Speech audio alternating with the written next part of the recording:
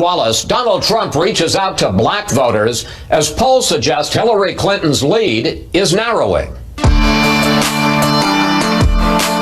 I fully understand that the African American community has suffered from discrimination and that there are many wrongs that must still be made right. Today, a debate between Dr. Ben Carson, a Trump advisor, and Congressman Gregory Meeks, a top Clinton supporter, on who has better ideas to help minorities. Then, the other woman on the presidential ballot.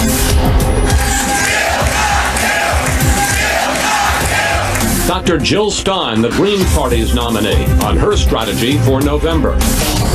Plus, Clinton faces new scrutiny over her responses to the FBI as her race against Trump begins to tighten. We'll ask our Sunday panel how the new revelations will play with voters. All right now on Fox News Sunday. And hello again from Fox News in Washington. Hermine, the once and apparently future hurricane, has already claimed the lives of 2 people. It's moving slowly up the eastern seaboard, leaving hundreds of thousands of people without electricity, and it's set to do even more damage. Fox News meteorologist Maria Molina is live in Atlantic City, New Jersey, with the latest. Maria. Hi, Chris. That's right. I'm here in Atlantic City, New Jersey, where the worst of the storm is forecast for late tonight and also into tomorrow. Hermine is still well offshore, but as you can see behind me, the water is already churning. We have concerns for rip currents, dangerous surf, and also beach erosion. And because the storm system is such a slow mover, we will be feeling the impacts for several days, not just here in Atlantic City, but also across areas farther off towards the south, across Maryland, Delaware, and also extending north across portions of New England. Tropical storm warnings and watches have already been issued, and the turn towards the north has not yet happened, but it is forecast to happen later on today, and it will also slow down in forward speed, and that's why we will feel those impacts for several days. The closer it tracks towards the coast, the more we will feel those tropical storm force winds across coastal communities. Another big threat is coastal flooding, especially during high tide across many of these areas. Chris? Maria, thank you for that. Now to politics. Donald Trump is continuing his effort to reach out to minority voters, visiting a black church in Detroit this weekend and laying out what he calls a new civil rights agenda. In a moment, we'll talk with Dr. Ben Carson, who joined Trump in Detroit, and Congressman Gregory Meeks, a Clinton supporter, about who has the better plan to help minorities. But first, Fox News correspondent Peter Ducey on Trump's stop in Detroit. Peter. Chris, to get to this inner city church, the first African-American church he'd ever visited, Donald Trump's motorcade had to pass through a rough part of Detroit. And once inside the Great Faith Ministries, the Republican nominee told the congregation he can make Detroit a city the whole world envies again. We need a civil rights agenda for our time. The right to live in safety and in peace and to have a really, really great job, a good paying job, and one that you love to go to every morning. And that can happen. Trump's speech that he said was handwritten was very well received by the several hundred people who heard it, and wasn't just optimistic and forward-thinking, it was reflective. For centuries, the African American church has been the conscience of our country. So true. It's from the pews and pulpits and Christian teachings of black churches all across this land that the civil rights movement lifted up its soul and lifted up the soul of our nation. Detroit native Dr. Ben Carson took Trump on a tour of his old neighborhood not far from the church. Before the nominee left town, they met with residents, including the woman who now lives in Carson's old house, and the informal visit fit with the pledge Trump made yesterday to listen and to learn to the people he met here. Chris? Peter Ducey reporting from Detroit. Peter, thanks for that. We want to turn now to Dr. Ben Carson, who is a top Trump advisor and took the nominee to his hometown of Detroit. Dr. Carson, Trump has been on the campaign trail now for 15 months. This was his first trip to an inner city for a public event with African Americans. First, what took him so long? And secondly, what do you think his trip accomplished? Well, first of all, recognize that traditionally the Republican Party has not made an extensive outreach to certain communities, including the African American community, because they've pretty much written that off as Democrat territory. Donald Trump is changing that narrative and is really starting to talk about this in a very serious way. And I've had many discussions with him about it. He becomes very animated during those discussions, and this is a subject about which he cares deeply. And what is going to be accomplished is something that many in the Democrat Party fear, and that is an alternative to promises that are not kept. And look at the situation that's going on in our inner cities with the school systems. You look at the incarceration rates that are going on, the broken homes, out of wedlock births, the economic situation. This is not good. And of course it doesn't apply to all blacks, but we have a substantial number of blacks living in our inner cities. And if our inner cities are weak and are not prospering, how can the entire nation prosper? And that is really the goal. But let me pick up on that, Dr. Carson. Trump laid out what he called a civil rights agenda for our time: education, safe streets, good jobs. I want to talk about the first of those. He calls for school choice, but we looked in all of his speeches during this campaign, we looked on his campaign website, and nowhere does he explain what he means by school choice, how it would work, and how he would pay for it. Well, it is assumed that people know that school choice means you get a choice of your school. You're not necessarily assigned to a school because of where you live, and if that school happens to be dysfunctional, you just suffer the consequences. That is something that we want to change. We want to give people a choice by a voucher system, and it's very interesting that many people in the political arena are against vouchers and school choice, and yet they send their own children to very prestigious private schools.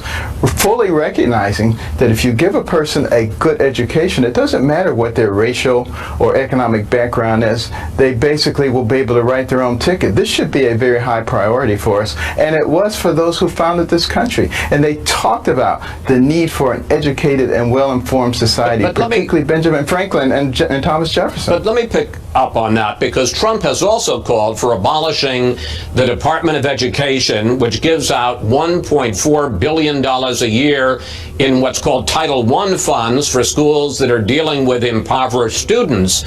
Here's what Hillary Clinton had to say about Trump and his outreach to African Americans. It really does take a lot of nerve to ask people he's ignored and mistreated for decades, what do you have to lose? Because the answer is everything. Dr. Carson, how do you respond to Clinton? I would simply respond by saying it's really the Democratic Party that has the explaining to do. They've been in charge of our cities for a long time. The city I grew up in, Detroit, was once the most prosperous city in the United States. Some people say in the world. From there, it went to the largest bankruptcy. That was not a coincidence. And we see that in our large cities across the nation under Democratic control. That is a problem. And when that is happening, what Donald Trump is saying, why would you continue down that same pathway? The definition of insanity is doing the same thing, expecting a different result. The result will not be different. Now, he's talking about some real clear things. We've had some in-depth discussions about the $2.1 trillion that are overseas. Repatriating that money with no taxes, with the stipulation that 10% of it has to be used in enterprise zones and to create jobs for people who are unemployed, underemployed, or on welfare. You want to talk about a stimulus? That would be the biggest stimulus since FDR's New Deal, and it wouldn't cost the taxpayers one penny, and it also gets corporate America once again involved in their communities, which they used to be before the government took over and made a mess of it. Dr. Carson, Trump has a Hispanic advisory council, but after his hardline speech on immigration this week, several members of that council quit. Here's one of them. It was not a Republican speech. It was not a compassionate speech. I was very disappointed, and I'm not going to be part of that. Question: Do you know worry? what I would say? Do you worry that you're being used as a prop for black voters, and that supporting Donald Trump will end up hurting your credibility in the black community? It's not about me. It's a long time ago. It's not about me. It's about our nation. But I would suggest, Chris, go back and look at the 1995 State of the Union address by Bill Clinton and see what he said. He said, illegal aliens are creating big problems for us, and we're going to put a lot more Border Patrol people on and secure our borders, and we're not going to have people able to work who come in illegally, and we're going to cut off their welfare benefits, and we're going to deport people in record numbers. You know, he says basically the same thing, but when he says it, wow, great standing ovation, this is a great president. And when Trump says it, it's hate speech. What hypocrisy. What incredible hypocrisy. I've got about a minute left, and I got to ask you one final question, and that is about the fact that the FBI released its files this week into the investigation of Hillary Clinton and her use of a private email system. Your reaction to the facts that were released? Well, it's very troublesome. You know, she claims not to remember many things. Do you want somebody with inability to remember in the White House? Or do you want somebody who is a prevaricator in the White House? Well, you get a choice. Or do you want to maybe go in a completely different direction altogether? You know, everything is a coincidence. I know it looks bad, but you know, it's not really that way. And we're really very honest people. And we don't use our office to enrich ourselves. I know it looks that way and everything points in that direction, but believe us, we're wonderful people. I think at some point people begin to see through that. Dr. Carson, we're going to have to leave it there. Thank you. Thanks for your time on this holiday weekend, sir. Thank you. Joining me now, Congressman Gregory Meeks of New York, chairman of the Congressional Black Caucus PAC. Congressman, welcome to Fox News Sunday. Good to be with you, Chris. Do you give Donald Trump any credit at all for going into an inner city and meeting with African Americans? No, because it's not real. Donald Trump has a career here in New York where this is his first time visiting a black church. And so here again, you have what I think is a bait and switch scenario that Donald Trump is trying to put on and to, you know, in the words of Marco Rubio, con the American people, in this instance, con African Americans. Is clearly his record speaks for itself. You say that he's trying to con them. Do you think that Donald Trump is a racist? Well, I just say that some of the things, as indicated by the Speaker, by Senator Scott, not by me, some of the things that Donald Trump has said clearly are racist. They've indicated it, that those were remarks that were racist in character. So I can only go by what one says and what one has done. And clearly, if you look at Donald Trump's record from the time that he started out with his father with the lawsuits and to the birther statements and to not acknowledging David Duke immediately to there goes my African American. Those are all statements. What do you have to lose? Those are all statements that I would say lend one to believe that he has racist tendencies. At least those are what his beliefs are, if you believe what he says. But Congressman, doesn't Trump have a point that things are not getting better in America's inner cities? I want to put up some numbers. 26.2% of blacks now live below the poverty line. 25.5% of food stamp recipients are black, and black home ownership is 41.7%. Congressman, all of those numbers are worse since President Obama took office. But you know, what we are doing now, where we are now, is much better than where we were when President Obama was and, you know, took office in 2008. But those numbers, those aren't better. Those are worse. Well, we're coming from the greatest recession since the Great Depression. And a lot of people lost their homes and the wealth in the African American community.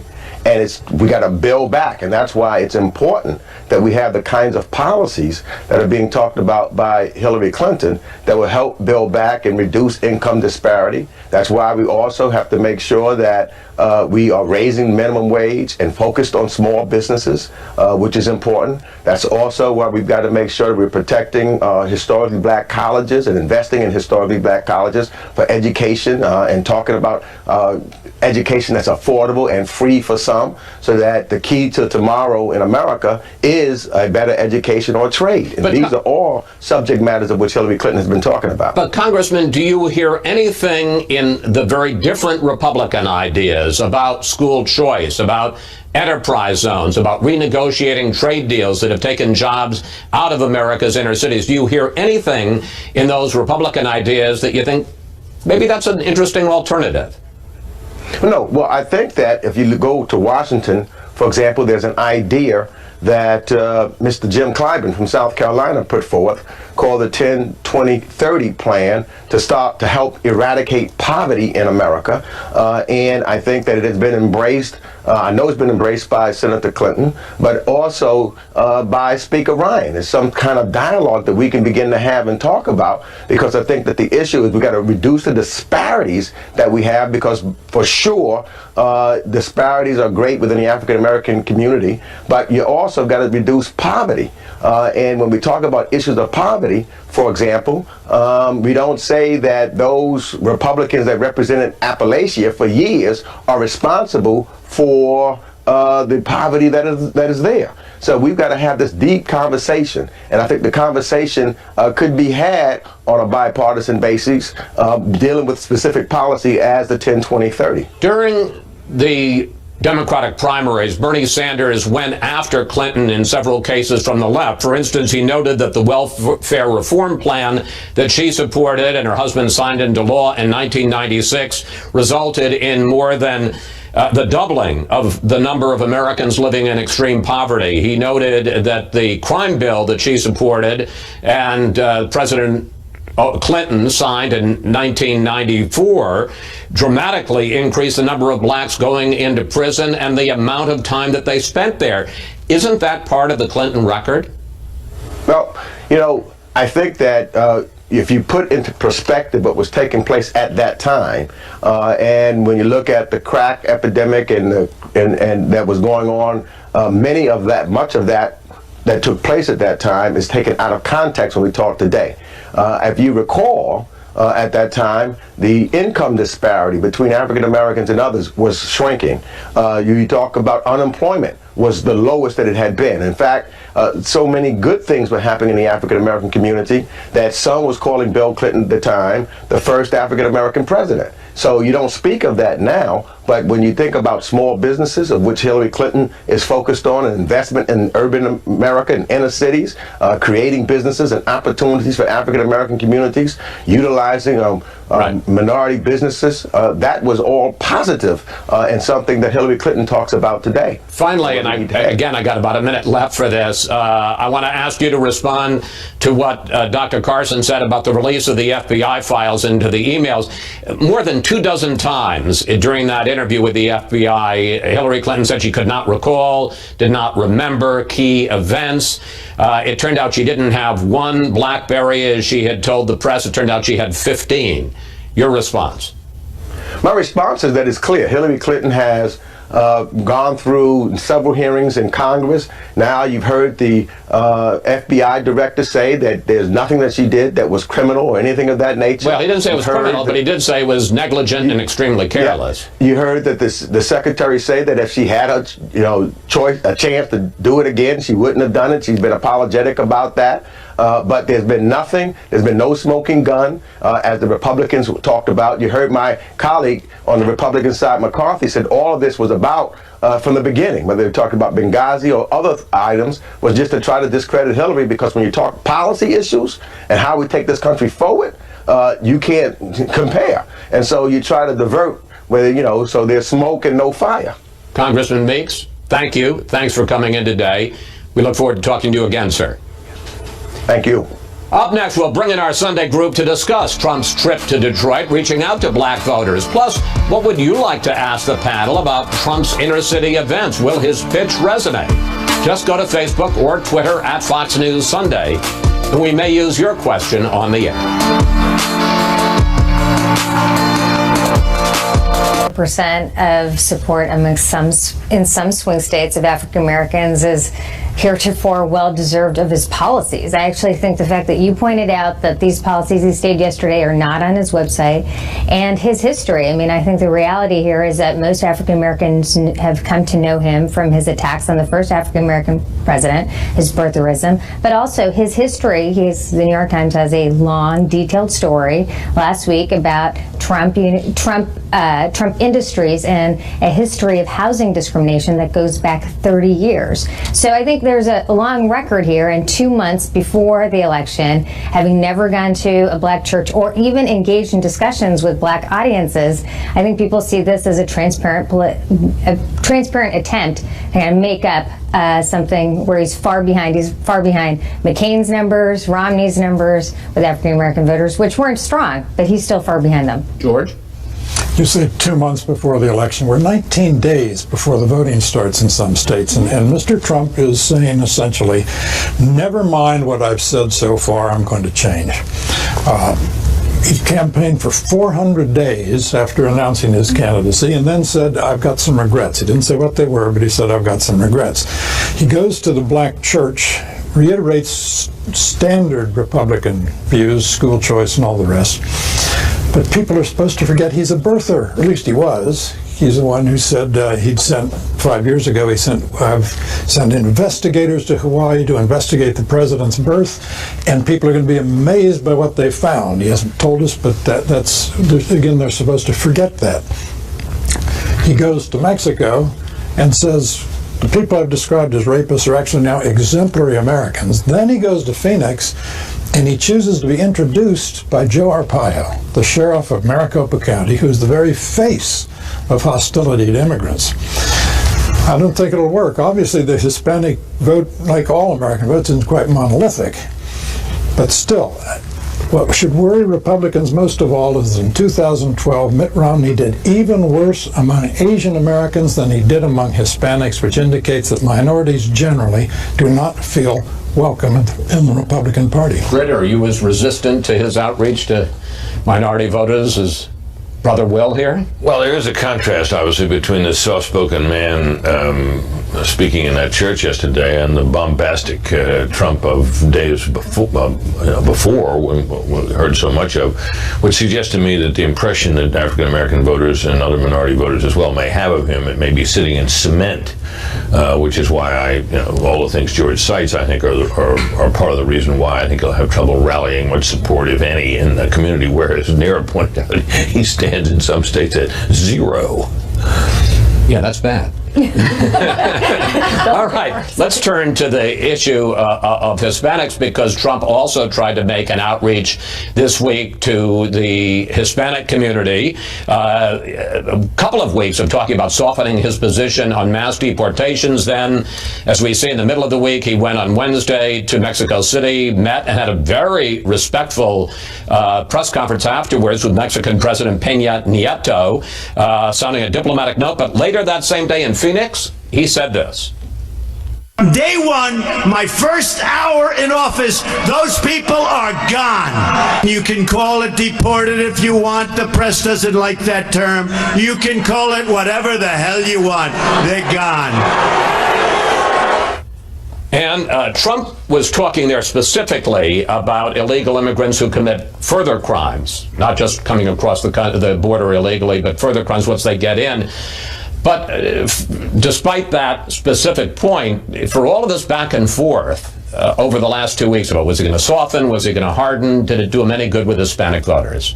Well, probably not a great deal. I mean, you see the dueling efforts here of Kellyanne Conway and a group of other Trump advisors who are pulling him in opposite directions on what he should be doing to at least give a credible sense of outreach and openness to Hispanic voters. She's a pollster. She's a demographer. She sees the ultimate imperative imperative of his having to have an outreach to Hispanic voters, and for Republicans to have an outreach to Hispanic voters past this election, whatever happens to it. She's doing making some effort to have him make that outreach. I think what you're left with here is you can pick which Trump you like from 5 hours apart, right? They were different people saying different things, and Hispanic voters are going to look at both of those images and certainly more likely see what he said in Phoenix as the real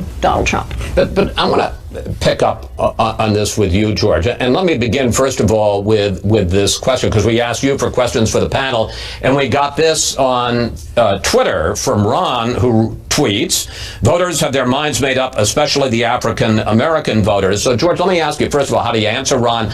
But also, what about this point that you heard from Ben Carson, that you hear from Donald Trump? Look, you've had decades of Democratic government in America's inner cities. They control, they're the bosses in most of the elected officials in most American inner cities, and things have not gotten better in a lot of places. And as we pointed out in some statistics, they've actually gotten worse. It's indisputably true what Ben Carson says. The blue model of government, so-called, the alliance of the Democratic Party and the public employees unions, particularly the teachers unions standing athwart school choice, has not served the African community well, African American community that's in the cities. That said, there's no reason to believe that the standard Republican appeal, school choice, welfare reform, all the rest, that Jack Kemp brought to American politics, he ran as the running mate of Bob Dole, had no effect so far as I can tell. And I don't see it having any effect this time around. All right, we have to take a break here, but we'll see you panel a little later. Up next, the Green Party's presidential nominee, Jill Stein, on appealing to voters who are unhappy with the choice of Trump or Clinton. Plus, what do you think? Will the third-party candidates be real factors in the November election? Let me know on Facebook or Twitter at Fox News Sunday, and use the hashtag FNS.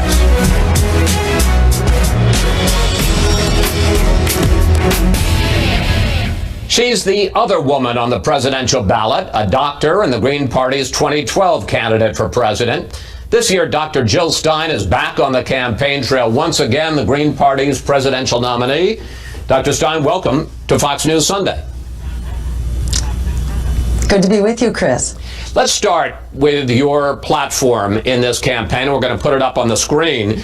You called for Medicare for all, a guaranteed federal job for anyone who wants one, free college tuition, canceling all student loan debt, cutting military spending by 50%, and ending all wars and all drone attacks. Dr. Stein, how much will that cost, and how are you going to pay for it?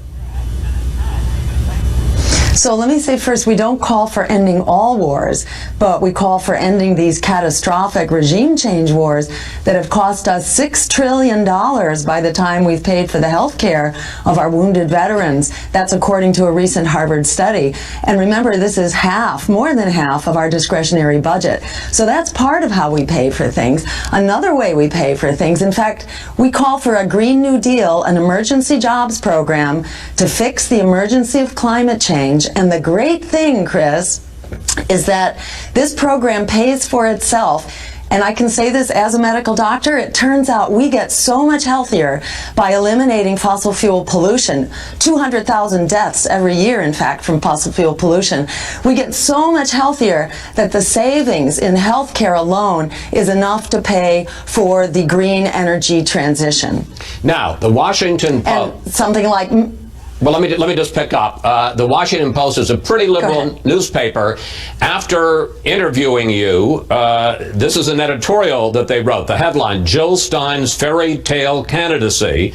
And in it, they said this: Jill Stein's policy ideas are poorly formed and wildly impractical. Dr. Stein, that's not good. Well, I think they called me actually a fairy tale campaign, to which I would answer, in fact, we are living with a couple of nightmare campaigns right now that the American people object to at absolutely unprecedented levels. The American people are saying that politics as usual has been throwing them under the bus, and in fact, the two major party candidates have the highest ratings of disapproval and distrust of any candidate anywhere at any time throughout our history. So what I'm saying is what the American people are calling for. 76% of Americans are saying we need to open up the debates. There are actually 4 candidates on the ballot for just about every American. And in America, we not only have a right to vote, we have a right to know who we can vote for. Donald Trump actually has received more than $4 billion in free media, and Hillary Clinton over $2 billion. I've received almost none, and yet still I'm coming up 4 or 5% in the polls with zero media, which tells you there is word of mouth going on out there because a generation of young people is locked into debt. And referring to your question about how do we pay for it, somehow we came up with the money. It turned out to be about $16 trillion to bail out the crooks on Wall Street who crashed the economy. Isn't it time that we bail out an entire generation that's basically been locked in debt, doesn't have the jobs to earn their way out of that college debt?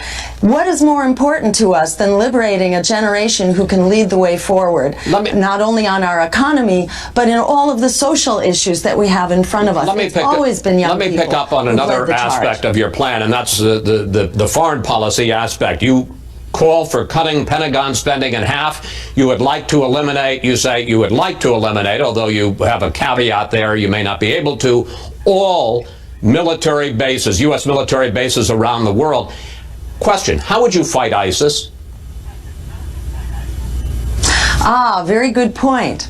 We would not continue to do the same thing that has failed catastrophically since 9/11, since the trade towers came down.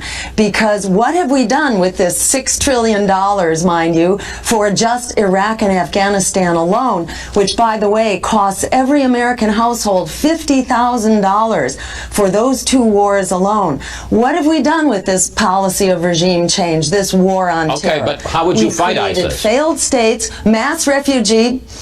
I'll tell you in one sec. Failed states, mass refugee migrations, and worse terrorist threats, which is the point. It's not getting better. Every terrorist cause we've been fighting has only been increased and gotten stronger by dropping bombs and shooting them up with bullets. We need a weapons embargo to the Middle East, since we are supplying the majority of weapons which get out to all sides. We call for a weapons embargo, and we call for a freeze on the funding, including our allies. Hillary Clinton identified the Saudis as still the major funder of Sunni jihad terror around ISIS the world. And the people in Iraq and Syria who have also now developed plans? They have struck in the United States, they've struck in France, they've struck in Belgium and a number of other places. How are you going to protect us from them? So one thing we have to do is not keep doing what we've been doing, which has only made them stronger. Each terrorist threat has gotten worse. We created ISIS out of the chaos of Iraq. So let's not keep doing a proven I understand what you say we strategy. shouldn't do. What should we do? That's why we're calling, yes. What we should do is deprive them of weapons, deprive them of funding, freeze the bank accounts of our allies that continue to fund these terrorist enterprises, and close the border from Turkey so that the militias cannot cross over into Iraq and into Syria. We created this problem by funding it, by arming it, we and our allies. Remember, this goes back to Afghanistan, where we created this in order to fight the Russians and the Soviet Union by beefing up the Mujahideen and creating this international terrorist enterprise. I think a lot of people are going to question. We have to move on. The madrasas. But let me simply say, I think a lot of people are going to question whether we were responsible for Al Qaeda and we were responsible for ISIS. But let me move on, because you talked about the fact that you said this is why it should be debated, Chris. Well, that's why we have you. That's why we're having you on the show, because the American Dr. people Stein. are not happy with the way it's going right now. Let me ask. Well, I think. Let me ask you, if I may, about Hillary Clinton, because you talk about hers as a nightmare candidacy. You said some pretty tough things about her. You've said that she has had a horrific career, your words. You say that she's too big to jail. What's wrong with Hillary Clinton? Well, what I said about Hillary Clinton is that she cannot be the good guy in the white hat while Donald Trump is the bad guy in the black hat. Donald Trump says despicable things, but Hillary Clinton, unfortunately, has a record for doing many terrible things. Donald Trump talks about deporting Muslims. Unfortunately, Hillary Clinton has been bombing Muslims. 1 million people killed in Iraq alone, and we've only created a greater catastrophe there. The Republicans are the party of hate and fear-mongering, but the Democrats are the party of deportation, detention, and night raids for immigrants who, in many cases, have been forced to flee into this country as refugees from NAFTA, which Hillary Clinton and Bill gave the thumbs up to, in fact, signed, and Wall Street deregulation, which led to the disappearance of 9 million jobs here in America. Dr. So Stein? the things that are terrible right now in our economy are very much go back to the policies of the Clintons as much as the Republicans. Dr. Stein, we're going to have to leave it there. We thank you very much for coming on. And you can't say that you've had zero media exposure anymore because you've been here. Thanks so much. And I appreciate it. And I look forward to getting into the debates so the American people can hear the full story. Thank you. When we come back, the FBI releases files from its investigation and interview of Hillary Clinton. We'll bring back our Sunday group to discuss what she told them and the impact it will have on her campaign. Such things as the mishandling of classified information, negligence in the handling of classified information would be utterly disqualifying. In this particular year, under the circumstances, given the nature of the opposing candidate, she's ahead. Whether over time this stuff, and there's likely to be more of it, will weigh her down to the point where people just might find it in their hearts to vote for the alternative is the question. Based on the polling we've seen so far, it doesn't look like it will be enough, but it's something to watch out for. Nera, we should point out you are close to the Clinton campaign. You've been an advisor to her over the years. We all know Hillary Clinton is whip smart. So how do you explain her vagueness on all these events and even saying she didn't really understand how the classification system worked? No, she didn't say she didn't understand how the classification system worked. I mean, I think what's good about this is that everyone can read these documents. I've read them. She said she didn't really understand the difference between various levels of classification. And in the C marking, she said she didn't understand that at all. She said that she took all the classifications very seriously. So she didn't differentiate in the way she handled because all of them were seriously. That's what she said in the testimony. Which is why she did it on their private emails. And I think this issue, I think the issue of the emails is she has, I recommend people read this. There's 27 or so emails that she's asked to remember out of 60,000. She couldn't recall each one of those emails, but you see in the process that wait. That's not quite true. She says it various ways. It isn't just emails. She's asked, do you remember when you were told how the classification system worked? And she said she didn't remember that specific briefing. Right. That's not an email. That's a briefing. Let's just be clear. I want to be crystal clear about this. Out of the 27 times Britt mentioned, many of them are emails. So that's what I'm saying. That's what I'm saying. I want to be crystal clear about that. So I think the important thing here is just to step back, that we have had this massive investigation into this effort.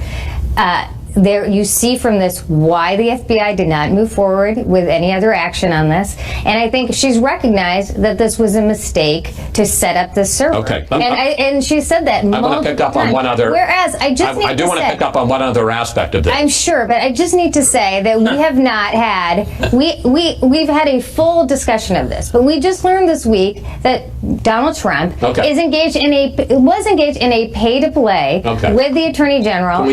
Can we stick to this? I'm happy to, but I would love. Okay, but I hear. All right, I'm going to just go ahead with my. There's not a lot of coverage in Fox. I would love to get some coverage for that as well. Okay, well, it has gotten covered.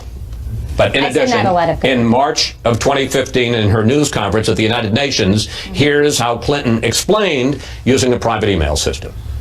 I opted for convenience to use my personal email account, which was allowed by the State Department, because I thought it would be easier to carry just one device for my work and for my personal emails instead of two. But Nera, the FBI says she didn't use one email device. She didn't use 2 email devices. She used 15 BlackBerries. Okay. And if I may just finish the question, and the FBI was unable to recover 13 of those 15. This is a great point. There were always one BlackBerry at a time. She didn't use 15 at a time. I've gone through, I know it's ridiculous. I've gone through my fair number of BlackBerries, but it's not that she had 15 BlackBerries at a time. I think this is an important part of reading through this investigation. You'll see that that's the reality. All right. George, what do you make of the FBI interview, and what effect do you think it'll have on the campaign? Well, there are 2 kinds of scandals that are ruinous for a candidate. One is one that reinforces a negative narrative about the candidate, and the other is that subverts a positive narrative. This amazing email scandal does both. That is, it reinforces the idea that the Clintons are entitled and shady and indifferent to the distinction between law and not law. And it subverts the idea that she's a seasoned, experienced government official who looked at the C marking and said, gee, what could that mean? Could it mean classified? She had no idea, evidently. Clearly, she or people acting on her behalf destroyed materials that were under subpoena from a congressional committee, just as the IRS did with Lois Lerner. So this is a very familiar matter. Now, does this matter?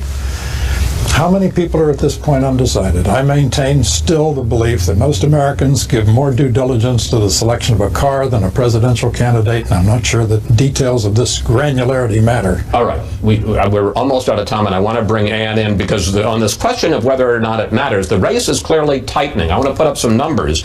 On August 9th, in the Real Clear Politics average of polls, Clinton was leading Trump by more than 7 points. Now that lead is down to 3. As somebody covering the Clinton campaign, do they think that the revelations, the continued series of revelations about the emails and the relationship with the Clinton Foundation, that it's hurting her? Clearly it is hurting her. I mean, the Clinton campaign would like to finally put the entire email episode in the past and move on from it. And every couple of weeks or so, something happens that doesn't allow them to do so. That, I will say, however, they've always factored in that the race would probably be within 5 points at the end. So if we're at a more or less, if we're at stasis now, they'll take it. All right. And I will, on your behalf, Nora, say that you file a strong dissent on all of this. Thank you, Pat. I'll see you next Sunday. Up next, our Power Player of the Week. Maryland's governor takes us inside his battle against cancer. Wasn't sleeping well. In Annapolis. Finally today, the inside story of Maryland Governor Larry Hogan's battle against cancer. Last November, Hogan sat down with us to talk about his illness and his recovery. Here's a special Power Player of the Week. I kind of knew that being governor of Maryland as a Republican was going to be a tough job, but I was going to face all kinds of challenges, but I didn't realize cancer was going to be one of them. Larry Hogan had been governor just 5 months last year when he noticed a lump in his neck. He'll never forget the diagnosis from his doctors. We've got some bad news to tell you. You know, you've got 50 or 60 tumors throughout your whole body, from your neck to your groin. You got very advanced cancer that's spread all over. When they say that to you, 50, 60 tumors and advanced cancer, what did you think? I thought about how am I going to tell my family? You know, what's going to be facing me? 3 days later, Hogan told the public. I was diagnosed with cancer. Ready for poison? Yeah, we're ready for it. The governor and his doctors decided to be just as aggressive as his cancer. 6 rounds of chemotherapy, where each time he would check into the hospital for 5 days of round-the-clock treatment. I didn't sleep for 5 days because they give you a huge amount of steroids to combat the chemo. So you're wired and you're wide awake. Hogan worked the cancer ward like a politician. Can I come in and say hi? Talking to other patients, even though his immune system was weakened by the drugs. You did such an excellent job beating cancer that you need one of these. Thank you. I wasn't supposed to, but I was hugging people and shaking their hands and taking pictures with them, and it inspired me. But as the chemo built up in his body, the side effects got much worse. I lost all my hair. I had a full head of white hair, and I lost my eyebrows and my eyelashes. My hands and feet started to lose feeling and has nerve damage. He also suffered from exhaustion. but he kept doing his job. We had meetings in the conference room in the hospital. We had meetings in my hospital room with senior staff.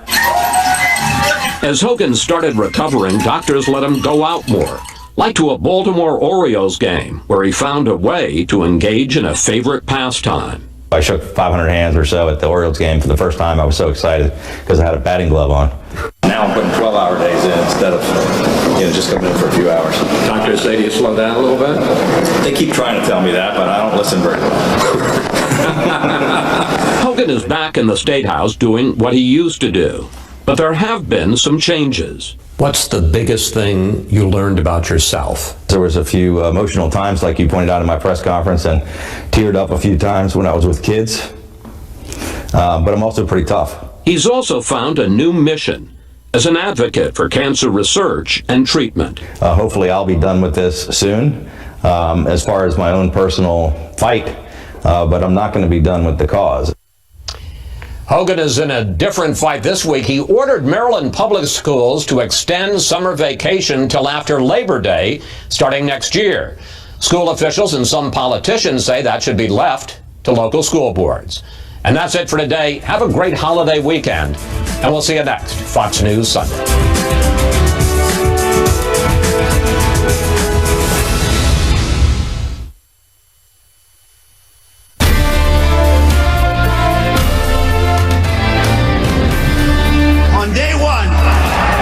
We will begin working on an impenetrable, physical, tall, powerful, beautiful southern border wall. Our message to the world will be this: you cannot obtain legal status or become a citizen of the United States by illegally entering our country. Can't do it.